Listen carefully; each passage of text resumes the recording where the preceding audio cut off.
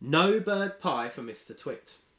The next morning, when Mr. Twit came out with his huge basket to snatch all the birds from the big dead tree, there wasn't a single one on it.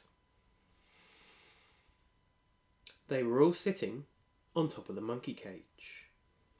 The roly-poly bird was there as well, and Mugglewump and his family were inside the cage, and the whole lot of them were laughing at Mr. Twit. Still no bird pie for Mr. Twit.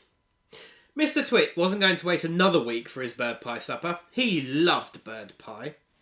It was his favourite meal, so that very same day he went after the birds again.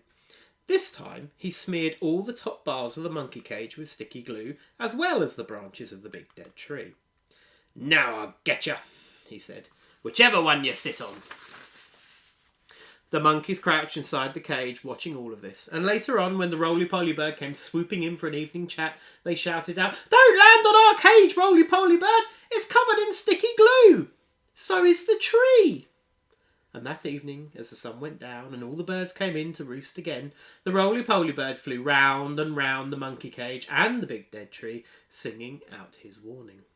"There's sticky stuff now on the cage and the tree. If you land on either, you'll never get free. So fly away, stay up high, or you'll finish up tomorrow in a hot bird pie."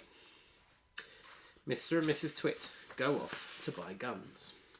The next morning, when Mr. Twit came out with his huge basket, not a single bird was sitting on either the monkey cage or the big dead tree.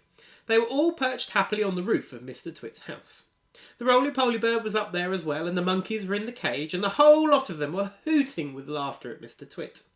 "I'll wipe that silly laugh off your beaks," Mr. Twit screamed at the birds. "I'll get you next time, you filthy, feathery frumps. I'll wring your necks, the whole lot of you, and have you bubbling in a pot for bird pie before this day is out." And there's all the birds sitting on the roof. "How are you going to do that?" asked Mrs. Twit, who come outside to see what all the noise was about. "I won't have you smearing sticky glue all over the roof of our house." Mr. Twit got very excited. "I've got an idea," he cried. He didn't bother to keep his voice down because he didn't think the monkeys could understand. "We'll both go into town right away and we'll buy a gun each," he shouted. "How's that?"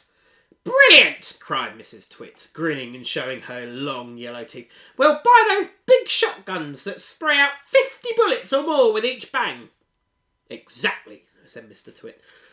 "Lock up the house while I go and make sure the monkeys are safely shut away."